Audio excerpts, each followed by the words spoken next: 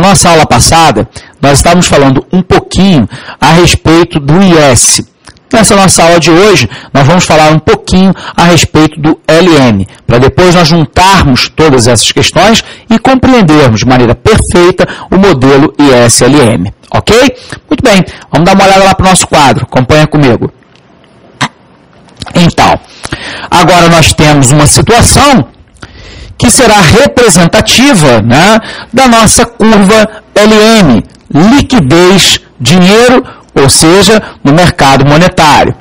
Nós sabemos, né, que a curva LM é o lugar geométrico das combinações agora de juros e de renda que equilibram o mercado monetário.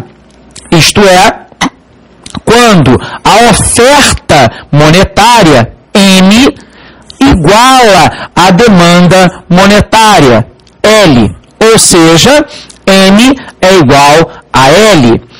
A oferta monetária, por sua vez, é determinada exclusivamente pelo Banco Central. Lembrando a você, né, que cabe, né, ao Banco Central determinar a oferta monetária presente na economia através da expedição de moeda. Lembrando a você também que, na verdade, os bancos comerciais têm a possibilidade de ter, através do multiplicador de moeda, na verdade, mais moeda circulando dentro da economia, mas a emissão da oferta monetária, na verdade, é determinada exclusivamente pela autoridade monetária do Banco Central. Bom, a curva LM, então, na verdade, vai nos dizer o seguinte: a demanda por moeda L é uma função da taxa de juros e do nível de renda. Portanto, a demanda por L é igual a Y menos BI. A sensibilidade da renda da demanda por moeda e, por outro lado, B, a sensibilidade de juros da demanda por moeda. Ou seja, na verdade, nós temos uma situação de quanto que, né, um aumento ou uma redução na renda provocará alteração na demanda por moeda e, por um outro lado, um aumento, né, ou uma diminuição da taxa de juros provocará um aumento ou uma redução da demanda por moeda. Ora, se assim é, eu quero recordar com você algumas questões. Primeiro, a demanda por moeda é uma função positivamente relacionada com a renda. Portanto, nós sabemos que quanto maior for a renda, maior haverá a demanda por moeda. Nós sabemos que quanto maior o produto, maior a necessidade dos agentes por moeda. Ou seja, à medida que nós temos, né, o produto crescendo, há a necessidade de um aumento da disponibilidade presente, né, por moeda. Nós sabemos que o inverso também é verdadeiro, né? Um produto menor vai gerar uma menor necessidade dos agentes por moeda. Como a oferta monetária M é constante e determinada aí pelo Bacen, o aumento da demanda por moeda gera uma elevação da taxa de juros. Por outro lado, quanto maior for o investimento, menor a demanda por moeda, porque, na verdade, quanto maior for o investimento, significa dizer que menos líquida se encontra a economia, já que quanto mais investimento, maior será a inversão em formação bruta de capital fixo e também em estoques. Ora, se eu tenho um aumento do investimento com maior inversão em formação bruta de capital fixo e estoques, menor será a demanda por moeda líquida presente dentro de uma economia. Ora, o que nós sabemos então, que nós acabamos de falar? Se a renda, vamos botar aqui no lápis, se a renda aumenta, ela eleva a demanda por moeda e aumenta a taxa de juros. Portanto, nós temos aqui uma situação da taxa de juros deste lado. Do outro lado, a demanda por moeda. E nós sabemos que à medida que a renda se eleva, eleva-se a demanda por moeda e aumenta, portanto, a taxa de juros. Ora, se assim é, a gente pode perceber, então, que no mercado monetário há uma relação positiva entre a taxa de juros e o nível de renda. Ou seja, à medida em que a renda se eleva, a tendência é de que a taxa de juros faça absolutamente o mesmo processo, se eleve também. Quando é que nós teremos, então, uma situação de equilíbrio? Exatamente no intercepto entre o modelo IS e o modelo LM. Observe, então, se nós tivéssemos uma proposta de analisarmos o modelo IS-LM e a política fiscal, nós diríamos o seguinte: se a política fiscal, o objetivo for uma política fiscal expansionista, ou seja, PFE, nós teríamos que aumentar os gastos do governo e reduzir os impostos. Foi exatamente isso que, por exemplo, o governo Lula fez em virtude da crise econômica mundial que atinge o Brasil em cheio no ano de 2009. Vamos recordar.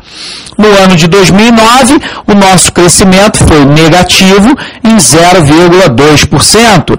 Como resultado, o governo passa a implementar uma política fiscal expansionista. Nós elevamos o gasto público através do PAC e reduzimos a carga tributária do IPI. Como resultado, no ano de 2010, a expansão do produto foi positiva em 7,5%. Resultado de um decréscimo econômico para um aumento do produto. Porém, você vai observar que nós entramos lá no ano de 2010 para 2011 com uma consequência, que foi o quê? O fenômeno da inflação. E aí o governo tem que agir aplicando uma política fiscal contracionista, PFC, diminuindo o gasto do governo. O presidente Dilma Rousseff determina o corte de 60 bilhões do orçamento público para o ano de 2011 e, de alguma forma, há um aumento da carga tributária. Por exemplo, só para lembrar para você, em cima dos cigarros e agora em cima dos carros importados. Tranquilo? Bom, se assim nós sabemos, a gente pode analisar também a relação IS-LM e a política monetária. Se nós queremos uma política monetária expansionista, nós deveremos elevar a oferta monetária para aumentar a liquidez presente no mercado, que por sua vez irá se dirigir prioritariamente para o consumo. E nós devemos reduzir a taxa de juros. Com a redução da taxa de juros, haverá o aumento do investimento. O aumento do investimento e do consumo fará, então, tendencialmente, né, que, na verdade, a política monetária seja expansionista, com tendência de crescimento do produto. Porém, se o objetivo for uma política monetária contracionista, PMC, eu vou elevar a taxa de juros. Ora, foi exatamente o movimento que o governo fez no primeiro semestre de 2011, quando eu elevei seguidamente a taxa básica de juros, tornando mais caro o acesso ao investimento e ao consumo e, portanto, fazendo uma política contracionista para que eu tivesse menos inflação.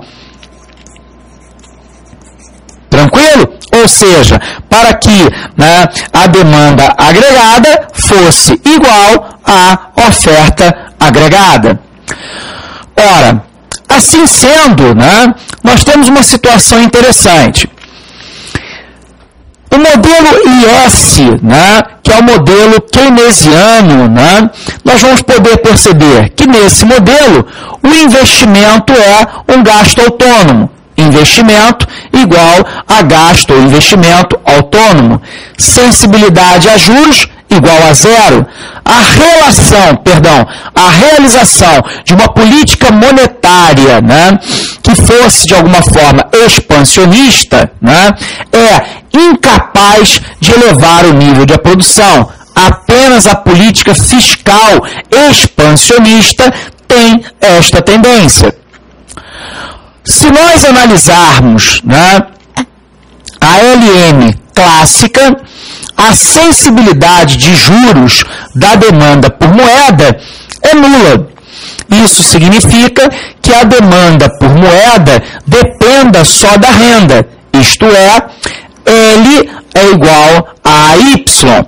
Neste caso, o equilíbrio independe da taxa de juros e uma política fiscal expansionista não gera aumento do produto. Qual é, no entanto, a armadilha da liquidez? A armadilha da liquidez ocorre quando os agentes estão dispostos a demandar toda a oferta monetária do Banco Central. LM é uma horizontal. Elevações na oferta de moeda não modificam a taxa de juros. PM, portanto, ou seja, a política monetária, será completamente ineficiente neste caso. Perfeito? Tranquilo. Forte abraço para você e até a aprovação.